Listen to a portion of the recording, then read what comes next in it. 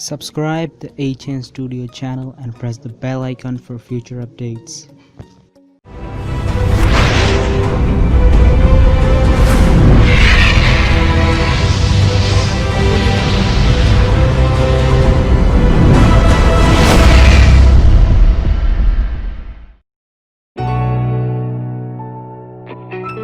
WhatsApp guys, HN styles here from HN studio. तो आप लोगों को वेलकम मेरी गेमिंग टॉक्स की पहली एपिसोड में, जिसमें मैं गेमिंग से रिलेटेड कुछ बातें किया करूँगा। तो आज की वीडियो का टॉपिक है console gaming versus PC gaming. तो हम इन दोनों चीज़ों को कंपेयर करेंगे चार पॉइंट्स की बेसिस पे और देखेंगे क्या लेना ज़्यादा बेटर है। तो बिना किसी टाइम ज़ाया किए लेट्स गेट स्टार्टेड। तो हमारा पहला पॉइंट निकल के आता है प्राइस का। तो प्राइस के मामले में मैं पीसी को ज़्यादा प्रेफर करूँगा। वो मैं क्यों करूँगा वो मैं आपको आगे चल के बताता हूँ। उससे पहले मैं आपको एक बात बता दूँ कि मैं इस वीडियो में PS5 को इंक्लूड नहीं करूँगा, क्योंकि अभी तक वो रिलीज़ नहीं हुआ। इस वीडियो में सिर्फ वही कंसोल्स इंक्लूडेड होंगे जो अभी तक रिलीज़ हो चुके हैं, जैसे Xbox One सीरीज़ और PS4 और PS4 Pro। अच्छा, अब चलते हैं कि क्यों बेटर है पीसी प्राइसिंग के मामले में। देखें, अगर आपने कोई कंसोल लेना है ना, तो सबसे पहले आपको एक ही बारी एक बड़ी अमाउंट देनी पड़ेगी, जैसे 50,000 60,000 जितने का भी आता है अभी जो हालात है। तो उसके मुताबिक जब आप एक पैसे दे देंगे तब आप उस हिसाब से गेमिंग कर पाएंगे। लेकिन पीसी में ऐसा नहीं है। अगर पीसी में अगर आपके पास कम भी पैसे हैं, 20,000 या 30,000, आप उसमें भी एक अच्छा पीसी बना के अच्छी गेमिंग कर सकते हैं। ये नहीं कह रहा कि बहुत अच्छी, लेकिन अच्छी कर सकते हैं। लेकिन अगर आपके पास ज़्यादा पैसे हैं तो आप जितने एक PS और या Xbox के पैसे दे रहे हैं, उतने ही पैसे दे के उससे थोड़ा बेटर पीसी बनवा सकते हैं और उसमें भी अच्छी गेमिंग कर सकते हैं। और अगर आपके पास मज़ीद पैसे हैं तो आप और पैसे लगा के एक तो फिर गेमिंग बीस्ट ही बना सकते हैं। तो इस मामले में मैं पीसी को ज़्यादा प्रेफर करूँगा, क्योंकि पीसी हर प्राइस में आपको अच्छी गेमिंग प्रोवाइड करता है। तो हमारा दूसरा पॉइंट निकल के आता है परफॉर्मेंस पे, कि परफॉर्मेंस किस चीज़ की बेटर है, पीसी की या कंसोल की। तो सबसे पहले कंसोल से स्टार्ट करते हैं। कंसोल्स में मैंने अभी तक सिर्फ बड़ा कंसोल PS4 ही खेला है, तो मैं उसे ही इंक्लूड करूँगा। बाकियों को मैंने अभी ट्राई नहीं किया। PS4 Pro भी नहीं, PS4। अच्छा, PS4 जब मैंने खेला था, वैसे मेरे पास है नहीं, मैंने कज़न के PS4 में गेमिंग की थी। तो अब PS4 में यही जो PS4 की कुछ अपनी गेमें हैं, जैसे लास्ट ऑफ अस, अनचार्टेड वगैरह, इन्हें आप खेलो तो आपको फ्रेम ड्रॉप देखने को मुश्किल से ही मिलता है। आपको गेम एकदम 60 FPS एकदम स्मूथली गेम पे मिलता है।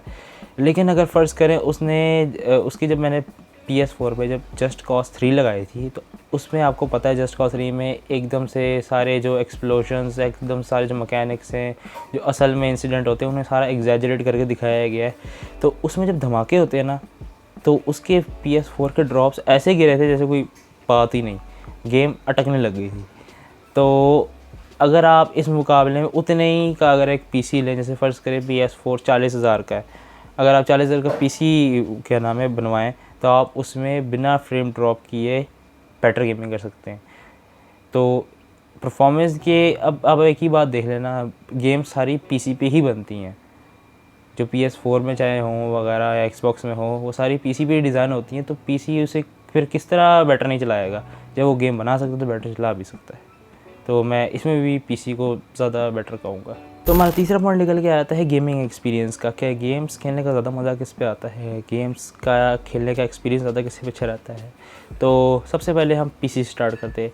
अगर आपके पास पीसी और आप मोस्टली अगर शूटिंग गेम्स खेलते हैं, जैसे call of duty, CSGO, PUBG, Fortnite वगैरह, तो आप पीसी पे ही रहें, क्योंकि वो बेस्ट है इन चीज़ों के लिए।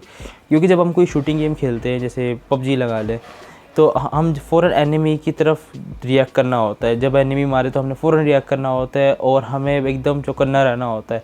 तो जो माउस की सेंसिटिविटी होती है, आपको पता है, आप फौरी तौर पे इधर उधर देख लो। जबकि एक PS4 या कंसोल या Xbox, आपको उसमें उसके जो एनालॉग स्टिक्स होते हैं वो इधर उधर घुमाने पड़ते हैं और वो आहिस्ता आहिस्ता घूमता है, जबकि पीसी में एक फौरी तौर पे रिएक्शन होता है। तो शूटिंग गेम्स के मामले में तो फिर गेमिंग एक्सपीरियंस उसमें ही अच्छा है पीसी में। जबकि कंसोल गेमिंग पे आए अगर शूटिंग गेम्स को निकाल के, तो फिर कंसोल गेमिंग ज़्यादा बेटर है। अब मैं वो बताता क्यों।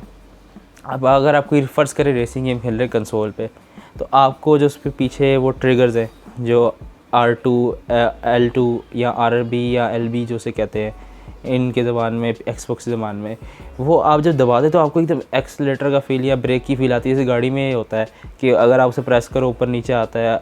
आप गाड़ी को अगर फ़र्ज़ करें मैं R2 को हल्का दबाता हूँ गाड़ी हल्की चलेगी, R2 को ज़्यादा दबाऊंगा तो ज़्यादा स्पीड से गाड़ी चलेगी, मतलब एक्सीलेटर के मुताबिक। जबकि पीसी में ये नहीं है, पीसी में एक ही बटन होता है, आप उसे दबाओगे वो पूरा ही दब जाएगा, गाड़ी आपकी स्पीड चलेगी। आप गाड़ी की स्पीड को मेंटेन नहीं रख सकते जिस हिसाब से आप चलाना चाहते हैं। और जैसे फ़र्ज़ करें, अब एक और बात ले लेते हैं। जैसे फ़र्ज़ करें आपके पास कोई गेम है जिसमें बंदा तीर चला रहा है।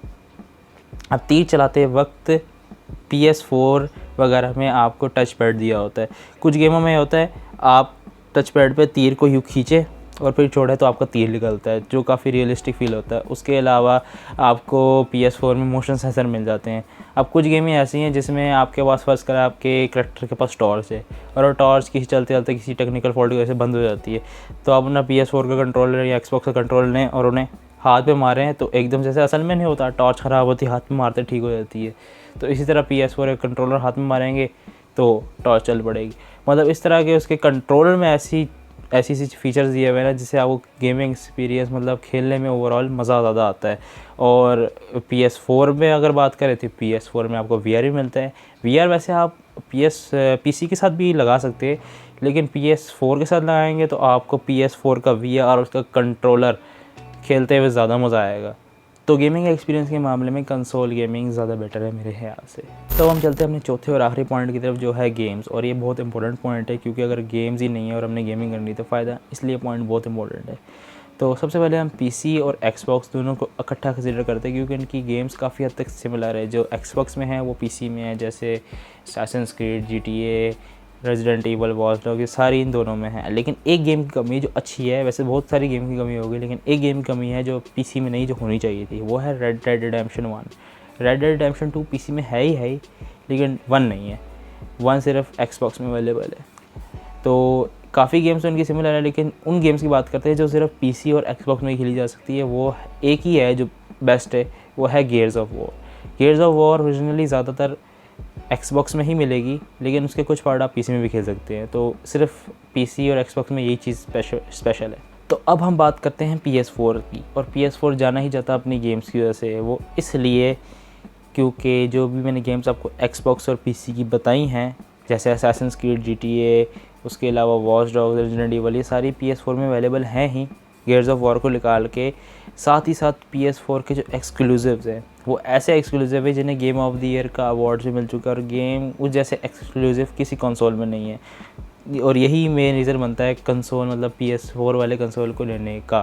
और वो गेम्स मैंने आपको पहले भी इस वीडियो में बताई हैं, जैसे होगी uncharted, last of us, Spiderman, God of war. इस तरह ये गेमें सिर्फ आपको PS4 में मिलेगी। तो गेम्स के मामले में एक ही कंसोल बेटर है, अगर कंसोल बेटर है लेकिन एक ही कंसोल, वो है PS4।